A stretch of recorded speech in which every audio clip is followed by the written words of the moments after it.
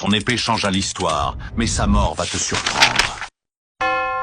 Pour l'instant, il n'est que Khalid ibn al-Walid, un jeune de la Mecque agile à cheval, rapide à l'épée et d'une confiance inébranlable. La légende ignore ses pensées lorsqu'il prit les armes pour la première fois. Mais une certitude demeure. Ce n'était pas un jeu. Alors que l'islam commence à se répandre dans la péninsule, Khalid se trouve du mauvais côté de l'histoire, du moins pour un temps. Car c'est lui qui inflige aux musulmans l'une de leurs défaites les plus cuisantes grâce à son génie tactique. Même ses ennemis reconnaissent son art de la guerre. Il contourne les armées, frappe les points vitaux et disparaît comme une ombre. Certains le voient comme le fléau suprême des croyants. Mais l'histoire capricieuse réserve un revirement. Quelques années plus tard, ce même Khalid changera de camp volontairement. Et ce jour-là, le monde en sera transformé à jamais. Imaginez, le plus brillant stratège mécois désormais au service du prophète Muhammad sallallahu alayhi wa sallam.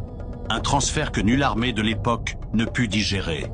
Les conversions étaient courantes, mais Khalid était une arme vivante venant de changer de main. Très vite, il excelle dans ce qu'il maîtrise. Vaincre, contre toute logique, à Mouta, 3000 hommes font face à des dizaines de milliers d'adversaires. Après la mort des chefs, Khalid prend le commandement et sauve l'armée d'une annihilation totale par 3 manœuvres fulgurantes. Premier surnom, le sabre dégainé d'Allah. Impressionnant pour un nouveau converti, s'ensuit un enchaînement ininterrompu de victoires. L'Empire byzantin et les Perses le voient approcher comme un orage noir à l'horizon, sachant qu'ils seront balayés. À Yarmouk, face à une armée 5 fois supérieure, il les brise littéralement. Les chroniques évoquent tempête de sable, charges éclairs et trahisons internes. Mais au cœur du chaos, Khalid contrôle chaque détail, tel un chef d'orchestre dirigeant une symphonie de destruction. Pourtant, l'histoire oublie souvent ce détail.